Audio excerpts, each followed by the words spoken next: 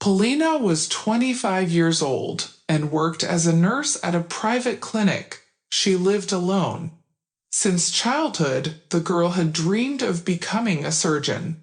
Her delicate appearance amazed her classmates, and they found it strange that such a gentle girl could enjoy delving into other people's bodies, elbow deep in blood. But that wasn't her main passion. She felt that she had the potential to become an outstanding doctor and bring great benefit to seriously ill people. The girl studied diligently and attended additional classes in the subjects required for admission, successfully passing the exam. She celebrated her acceptance into medical school with her father and close friends. Roman loved his daughter very much. She was his only child, as his wife died during the childbirth complications that led to internal bleeding. Polina was saved only thanks to his help. The single father did everything possible to ensure that his daughter lacked nothing and grew up without experiencing the grief of neglect and lack of care. But sometimes they had a hard time. Sometimes Roman found it difficult to understand the emotions of his daughter's soul. During her second year of studies, the student had to give up her education at her dream university to assist her ailing father. In his younger years, he worked in a series and constantly traveled for shifts, living in difficult conditions. Roman accepted certain sacrifices, but the thought of his daughter being left alone weighed heavily on him. The consequences manifested years later. At the time of his illness, Roman was 65 years old and unable to cope with an inoperable tumor. There were only a few months left, and sending him to the hospital made no sense. Polina could provide him with care on her own. Those months were difficult for both of them. The girl witnessed her only loved one fading away before her eyes, experiencing terrible agony. But she stayed by Roman's side until the end. Polina struggled greatly with the loss of her father.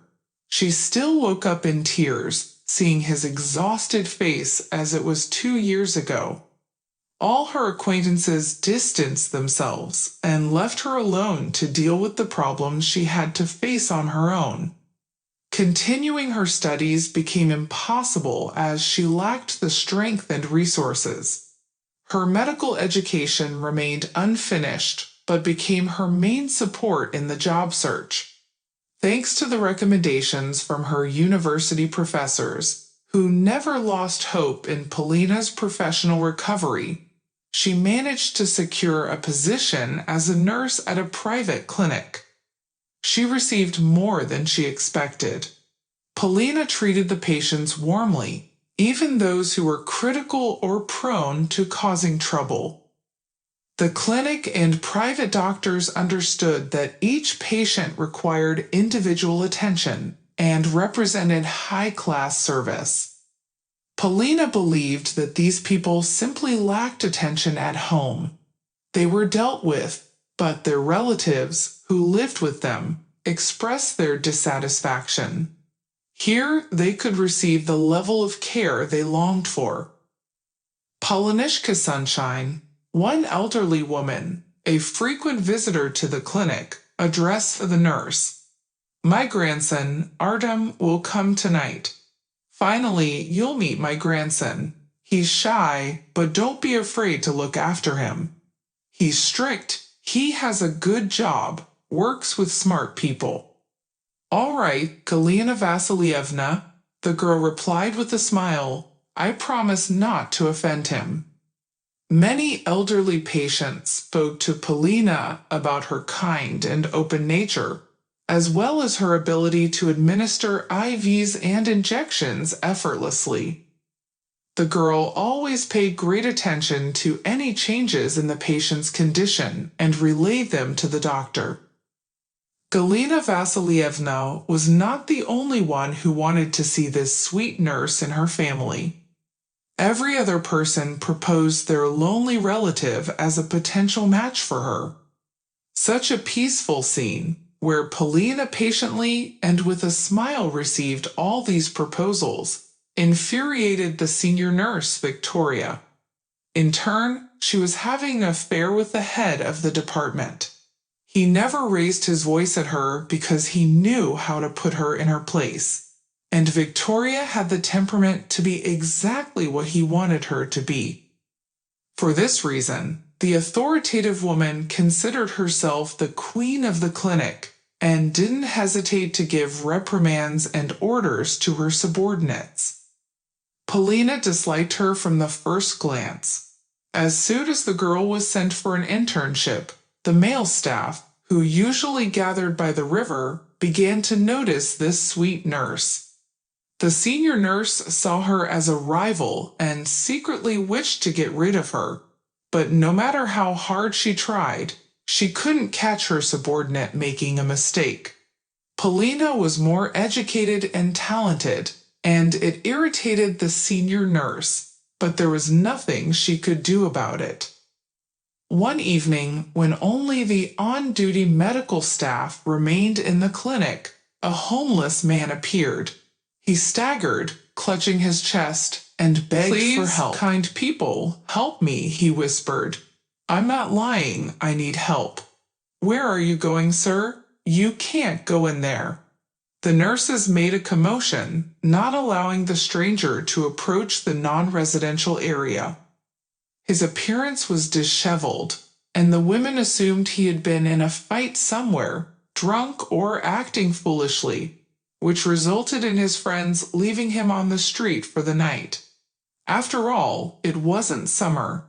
"Please, help me, don't leave me, I beg you, it hurts," the man continued. Someone who emerged from the rest area appeared to be a doctor with pillow marks on his face. "Why are outsiders interfering? Send him away. Don't make a mess. Let him find a shelter or seek help from volunteers. They specialize in that during their vacation." No one approached the struggling man until Paulina turned the corner, deciding to find out what had happened. She saw that the others were keeping their distance from the homeless man, treating him as if he were a leper, and she rushed to him. The girl managed to support the sick man and hold him up. "How are you? What's hurting?" she asked with concern, ignoring the smell of unwashed body. "There's a burning sensation in my chest," he whispered. Nikiforova objected. "You advised her to do it." The nurses grimaced and scattered. Paulina slowly led the sick man into an empty ward, hoping that no one would notice their presence. She didn't care about the rules or paid treatment. She was willing to pay from her own pocket just to help someone in need. Could doctors really turn away a suffering person just because they considered him second class? It was so foolish and cruel. The man continued murmuring words of gratitude. The compassionate nurse lamented that she could get in trouble with her superiors because of him. But the girl didn't hear him. Inside, she burned with a sense of injustice. Where was their medical ethics? Why did everyone scatter like cowards, afraid of a troublesome patient? "Don't worry about me." The nurse carefully helped the homeless man onto the bed. "I'll listen to you now." The girl put on a stethoscope. "Your heartbeat is normal, no wheezing. You have enviable health, like that of an athlete. Let's measure your blood pressure." The examination revealed no abnormalities in the man. He was about to leave, fearing that the girl might mistake him for an imposter and angrily send him back onto the street. But Paulina didn't stop caring for him. "Lie down, I'll set up an IV just in case. It won't harm you. Rest for a bit, and then we'll decide what to do." "Thank you, doctor." The homeless man sincerely thanked her. "I dream of being a doctor, but I doubt I'll ever become one." I'll check on you later. I still have tasks on other floors all night. The girl periodically checked on the sleeping homeless man. He introduced himself as Yevgeny. As she examined him, looking at the peacefully sleeping man, Polina didn't regret letting him stay. Sometimes, when the patient woke up, they would talk. For some reason, she felt the need to open up to him. She told him why she dropped out of medical school and how much this job meant to her. Naturally, the conversation turned to his end. She distanced herself from it. Opening up to Yevgeny, she felt immense relief and gratitude that he listened to her. Deep down, the girl knew the reason for her vulnerability. Yevgeny was lonely and forgotten. He found himself abandoned in a critical situation and had to come to terms with it. His life's blows reminded the girl of her father. Aram, too, was forgotten by everyone, colleagues, relatives of her mother. No one extended a helping hand. No one offered to share her burden. And when she, just like now, sat by her father's bedside at night, checking if he was still breathing, I still can't believe he's gone. You know, sometimes I'm overwhelmed by this feeling of hopelessness, and I realize that he won't return, that it's true. I cry quietly, Polina said. We're familiar with that feeling. It's hard to accept how life treated you. In my youth, I couldn't even imagine that there would come a day when I would ask for help in a medical institution and have nothing to my name, the man replied. He fell silent, lost in his thoughts. Until he fell asleep, Polina jumped up at a horrific scream from the next room. The street had long blossomed outside, and the doctor peeked into the ward with Yevgeny. All right, everyone out of here, girls, get him out, the man shouted, escorting the homeless man out of the clinic. Vladimir Genadevich, it's all Polina. She brought him here. The nurses scurried around, bearing the brunt of the angry doctor's frustration because of their compassionate colleague. Nikiforova, what's gotten into you? Come here right now, the doctor raged. The girl immediately rushed into the ward, shielding Yevgeny with her body. I'll take full responsibility. Just check his condition, Vladimir Genadevich. You can't just send him out onto the street like that. You're a human after all. Well, you've been caught, our Holy One, Victoria interjected, joining the conversation as she arrived for work and saw her rival in the thick of things. She had a chance to put an end to this upstart. Finally, a good start to the day. Of course, you'll take responsibility. How could you betray me, Godin? Don't hesitate with her. Get out, Nikiforova, and I'll report you, the doctor snarled. The situation reached its boiling point as everyone was on edge, but Polina stood her ground, refusing to let the homeless man be thrown out onto the street. Just then, the chief doctor entered the room. Everyone froze in place, wide-eyed with fear. Here it comes, Polina thought. The man approached Yevgeny and respectfully shook his hand. Good morning, colleague. Are you already conducting reconnaissance? And how do you find the team? Gasps filled the room as all eyes remained fixed on the chief. Good morning. Yes, I had the honor, Yevgeny replied, and something in his demeanor suddenly changed. The chief turned to the stunned staff and announced, Meet your new chief, Evgeny Mikhailovich Pashkov. Please welcome him. Starting next week, he will take my place. The medical staff glanced at their future leader, avoiding eye contact. Such chaos had unfolded right before his eyes.